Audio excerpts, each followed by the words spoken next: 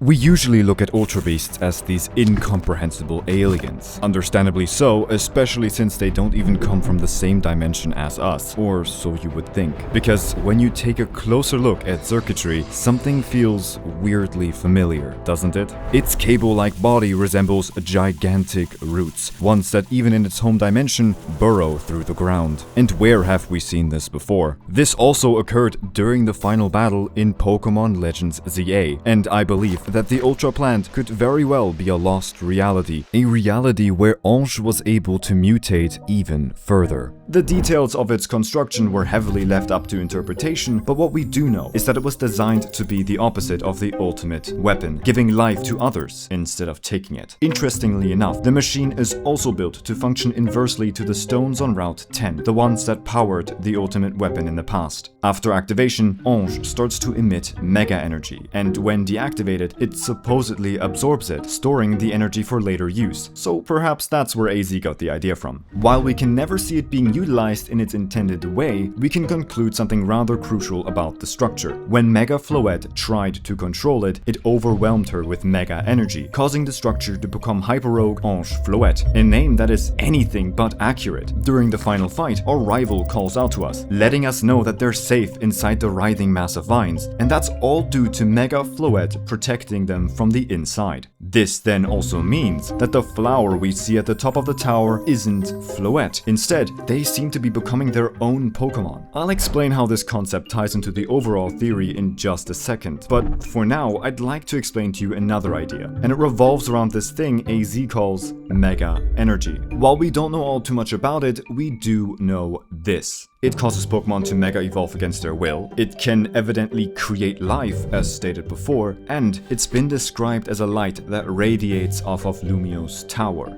Now, where have we seen this before? Well, if you'd like to know the answer to that, then please direct your eyes to Ultra Necrozma's Pokédex entry. The light pouring out from all over its body affects living things and nature, impacting them in various ways. This light that rolls off of Necrozma is known as Z-Power, and it's the same thing that allows trainers to use Z-moves in the first place. The reason behind that lies in Necrozma's origin story. It's said by the people of the Ultra Megalopolis that their ancestors wanted to use its light for their own greedy purposes. In the process of trying to restrain Ultra Necrozma, they shattered its body, which then released thousands of Z-crystals and Z-Power. These Z-crystals were then transported across many different universes through the Ultra wormholes that Necrozma opened up. One of those places was the Alola region, and it's also the place where Lysander said Zygarde went to in order to recover from saving everyone from the ultimate weapon 5 years prior to Legends ZA. While this statement does explain why Zygarde's new move, Nihil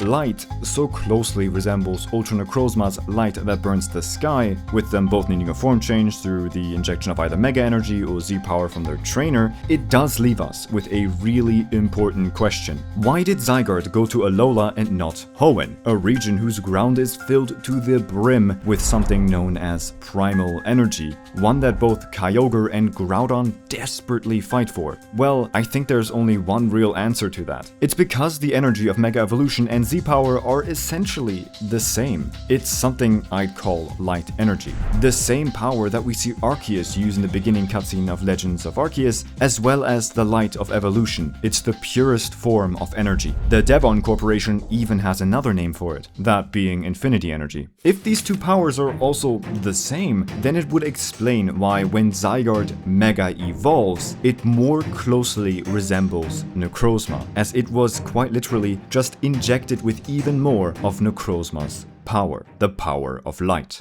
Now then, let's go back to the topic we discussed earlier, the one about Mega Evolution seemingly creating new Pokemon in the form of Hyperrogue Ange Floette, for example. The concept of light being able to create new life is pretty widespread in the Pokemon world already. I mean, take a look at Kladol's Pokédex entry, an ancient clay figurine that came to life as a Pokemon from exposure to a mysterious ray of light. While we don't know where this light ray came from, we can infer it originated from a being that descended from the sky. Perhaps it was even Arceus. But that wasn't the only mention of light rays creating life. Take a look at Deoxys' Pokédex entry as well. The DNA of a space virus underwent a sudden mutation upon exposure to a laser beam and resulted in Deoxys. However, the most obvious example would be the totem Pokemon of Alola, as they are stated by the Ultra Recon Squad to literally have grown to these sizes due to the exposure to Necrozma's Z-Power. With all of that in mind, I'd like you to think about the following. What would happen if this infinity energy building up inside Hyperrogue Ange were to continue to increase? What would happen if these roots that bury their way through Lumiose City's streets were to grow further and stretch out beyond the city's limits? What if Ange were to mutate even further? Well, then you'd get something else. You'd get a Pokemon that would have a root system spanning across the entire continent. You would get the world known to us as the Ultra Plant, a world where we failed to stop Ange's giant beam of light, the home dimension of Xurkitree. Xurkitree's size ranges from small to gigantic, but they're all connected by a vast cable-like root system. The roots of this Pokemon are held together by what at first seems to be zip ties of a sort, an adaptation for the Xurkitree that aren't created with the shell of Lumiose Tower that hold it all together. These cable-like ties also resemble fairy lights, a reference back to Floette, whom it was created for. This reference is also reinforced in Xurkitree's whimsical nature, a defining characteristic of many fairy-type Pokemon. But what's really interesting about the roots that we can see through this overhead shot of Lumiose City is the fact that they all seem to be heading towards one general location, the route gate that leads to the Kalos power plant, which makes sense as the ultimate weapon also required the need of extreme amounts of electricity in order to fire 5 years ago. And thus, in the Ultra Plant, the world where we failed to stop Ange, it supposedly was able to grow itself towards this Kalos power plant, or even others, as this cannot just be the only one. We can even see a few more advanced designs for power plants within the Lumiose Museum, so I don't think it's inaccurate to say that this root system spread itself to a ton of different power plants throughout the entire Kalos region. Another important factor is the way the Xurkitree and the Ultra Plant seem to consume energy from the ground itself, which both pulls back to their plant-like origin, but also to the fact that these roots must be expanding through every facet of the ground. Each Xurkitree would thus just need to connect itself to this gigantic network of cables in order to recharge. There are also the crystal-like formations that come from Ange expelling its energy across Lumiose. These crystals can be found inside the Ultra Plant's dimension as well,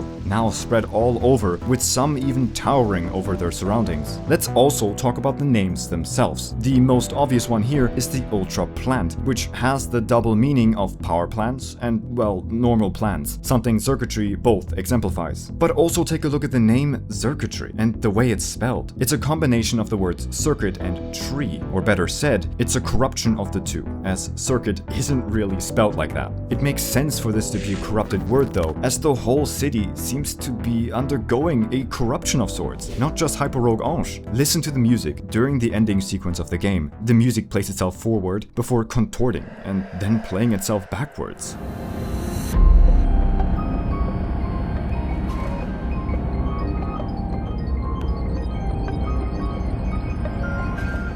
And you know, we've had this concept used before. Specifically, it was used in a place called the Ultra Ruins, a dimension where Huali City lies in utter disarray, presumably due to a power plant exploding and then irradiating the entire area. And the Pokemon that resides here, it's known as Guzzlord, who, eerily enough, bears a striking resemblance to Zygarde, as if a similar mutation occurred to its own body. And if these two worlds follow the same trend, then perhaps the other Ultra Dimensions do as well. And if you're interested in that idea, then you're in luck, because I actually discussed this very train of thought in this video right here. Oh, and before you leave, consider subscribing to the channel. I've got a lot more ideas like this planned for the future.